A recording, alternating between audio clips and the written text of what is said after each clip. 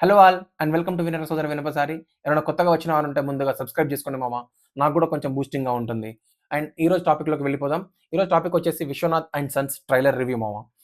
'Vishwanath and sons' trailer చూసాక నాకనిపించిందేంటంటే, 'అల వైకుంఠపురంలో' cinema గుర్తుకొచ్చిందా? రాలేదా? అనంటే అబ్సల్యూట్‌గా వచ్చిందండి నాకైతే.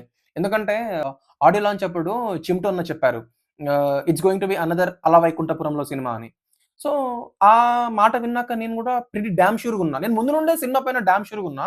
బట్ ఆ మాట విన్నాక నేను ఇంకా చాలా ఇక డామ్ ష్యూర్ అంటే డామ్ ష్యూర్‌గున్నా. సినిమా పక్కా కొడుతుంది అని జెప్పేసి. ఎందుకంటే 'వెంకీ అట్లూరి' గారి గురించి నాకు తెలుసండి. He will deal emotional parts as very good as 'Trivikram Srinivas' గారు. అంటే అంత చేయగలుగుతారా అంటే అంతలో ఒక 100%లో ఒక 80% అయితే పుల్ ఆఫ్ చేయగలుగుతారు. ఎందుకంటే నేను 'తొలి ప్రేమ' అప్పుడే నేను ఫిక్స్ అయిపోయినా. అరే! He is going to be very good director అని. ఎందుకంటే అందులో ఉన్న ఎమోషన్స్ కూడా అంత బావుంటాయండి. సో, నాకు 'లక్కీ భాస్కర్' చూసాక ఇక నేను గాదు. హోల్ సినిమా ఇండస్ట్రీ ఆయనకి సర్టిఫికేట్ ఇచ్చేసింది. ఇక్కడ మెయిన్ పార్ట్ ఏంటంటే 'అల వైకుంఠపురంలో' సినిమా అనేది ఒక 'బాహుబలి' సినిమా లేకపోతే తెలుగులో నేను దాన్ని చెప్పగలుగుతానండి. ఇండస్ట్రీ హిట్‌లకి హిట్ అది. అంత గట్టిగా చెప్పగలను ఆ సినిమా గురించి.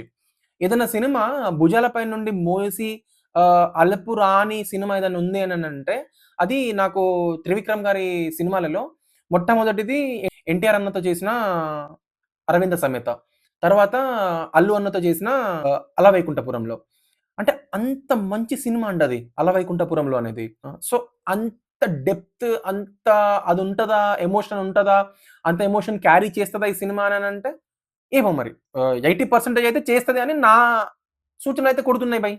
మరి ఇంకో 20% అయితే ఇంకా 'వెంకీ' గారు చూసుకోవాలి. ఎందుకంటే 80% ఆయన పుల్ ఆఫ్ చేసేసిండు ట్రైలర్ తోటి.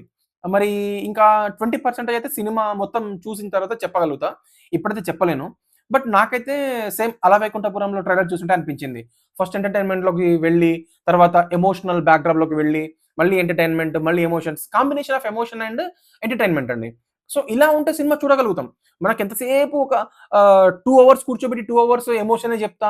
లేకపోతే 2 అవర్స్ కూర్చోబెట్టి 2 అవర్స్ నేను ఎంటర్‌టైన్‌మెంటే ఇస్తానంటే అది రెగ్యులర్ ఫార్మాట్ అయిపోద్ది. 'అల వైకుంఠపురంలో' సినిమాలో ఉన్న ఎమోషన్స్ పిచ్చి పిచ్చి పీక్స్. పిచ్చి పీక్స్ ఇక్కడ నుండి వెళ్తా ఉంటాయి ఎమోషన్స్.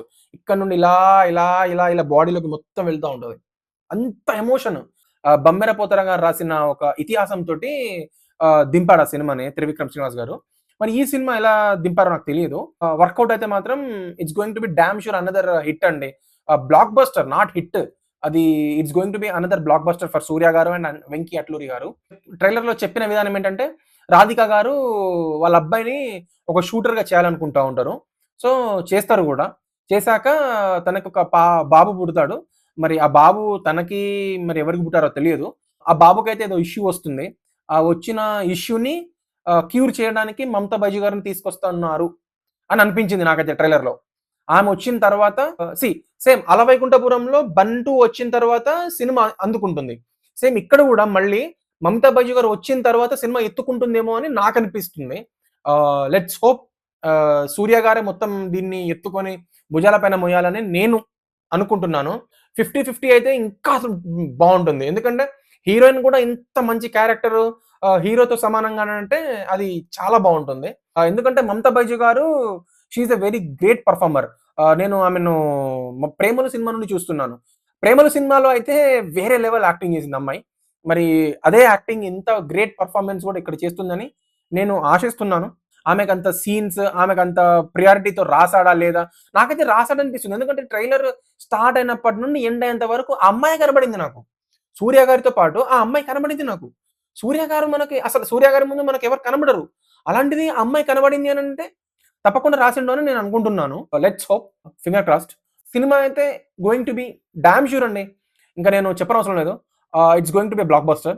అండ్ మరి మీరు చూసిన తర్వాత మీకెలా అనిపించిందో కింద కామెంట్స్‌లో రాసేయండి. అండ్ అందరూ బాగుండాలి. అందులో సినిమా ఉండాలి. జై హింద్.